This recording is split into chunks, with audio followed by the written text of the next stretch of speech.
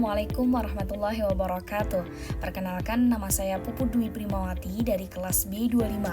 Di sini saya akan menerangkan video pembelajaran interaktif untuk memenuhi tugas mata kuliah Desain Pembelajaran Pendidikan Agama Islam. Dalam video pembelajaran interaktif yang berjudul Sabar dalam Perspektif Islam, sabar dalam menghadapi musibah atau ujian, di mana tujuan pembelajaran ini adalah melafalkan bacaan Al-Quran dengan fasih, yaitu Quran Surat Al-Baqarah ayat 155 sampai 156 dan juga Quran Surat Ibrahim ayat 14 serta hadis terkait dengan sabar. Yang kedua yaitu mengidentifikasi bacaan tajwid. Yang ketiga yaitu mengartikan arti perkata dan menerjemahkan dan juga mendeskripsikan tafsiran. Untuk menganalisis sikap yang harus dimiliki ketika tertimpa musibah dan juga ujian. Yang terakhir yaitu menganalisis manfaat hikmah di balik musibah dan juga ujian. Itu adalah tujuan dari pembelajaran. Sabar dalam Al-Quran terdapat di surat Al-Baqarah ayat 155 sampai 156 yang berbunyi Bismillahirrahmanirrahim.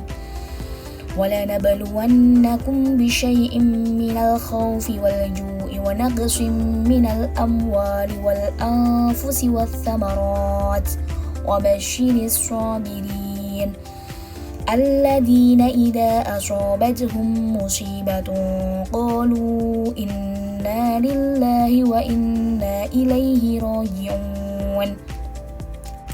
Selanjutnya di surat Ibrahim ayat 14 yang berbunyi Bismillahirrahmanirrahim. Alam ya'tikum naba'ul ladina min qablikum qawmi Nuhin wa 'adin wa Thamud walladina min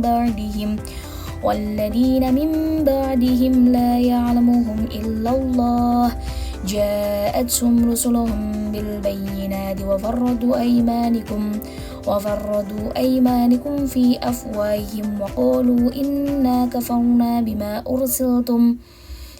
ursiltum bihi wa inna lafi syakkum mimma tad'unana ilaihi murib. Baik, selanjutnya yaitu arti dari surat Al-Baqarah ayat 155 sampai 156 yang berbunyi dan sungguh akan kami berikan cobaan kepadamu dengan sedikit ketakutan, kelaparan, kekurangan harta, jiwa dan buah-buahan, dan berikanlah berita gembira kepada orang-orang yang sabar, yaitu orang-orang yang apabila ditimpa musibah, mereka mengucapkan innalillahi wa inna ilaihi raji'un. Selanjutnya yaitu arti dari surat Ibrahim ayat 14 yang berbunyi, belumkah sampai kepadamu berita orang-orang sebelum kamu, yaitu kaum Nuh, Ad, Thamud, dan orang-orang yang sudah mereka ketahui. Tidak ada yang mengetahui mereka selain Allah. Telah datang rasul-rasul kepada mereka membawa bukti-bukti yang nyata, lalu mereka menutupkan tangannya ke mulutnya karena kebencian dan berkata, sesungguhnya kami mengingatkan apa yang kamu suruh menyampaikan kepada kami, dan sesungguhnya kami benar-benar dalam keraguan yang mengelisahkan terhadap apa yang kamu ajak dari kami kepadanya. Sabar dalam hadis Nabi.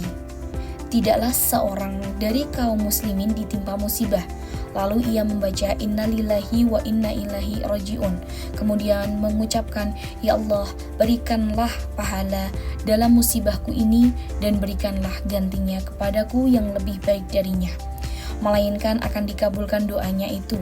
Ummu Salamah bertutur, kemudian aku menghafalkan doa dari beliau itu.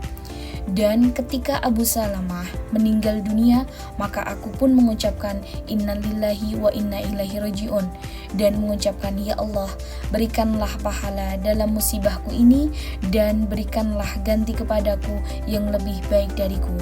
Hadis riwayat Ahmad 427. Selanjutnya yaitu definisi sabar. Sabar yaitu dalam Islam adalah menahan diri dalam melaksanakan sesuatu dan menjauhi sesuatu itu.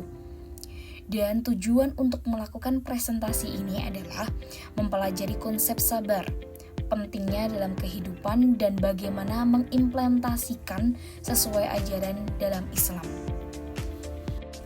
Jenis-jenis sabar terbagi menjadi 3. Yang pertama adalah sabar dalam ketaatan. Dalam contohnya, mendirikan sholat. Yang kedua yaitu sabar dalam menjauhi maksiat, yaitu contohnya menyakiti orang lain, menghindari dari ghibah. Yang terakhir yaitu sabar dalam menerima takdir, yaitu menerima musibah dengan ikhlas dan menerima cobaan yang sudah diberikan oleh Allah. Contoh teladan dalam Al-Quran, di mana dicontohkan dalam kisah nabi-nabi yang sudah dijelaskan dalam Al-Quran.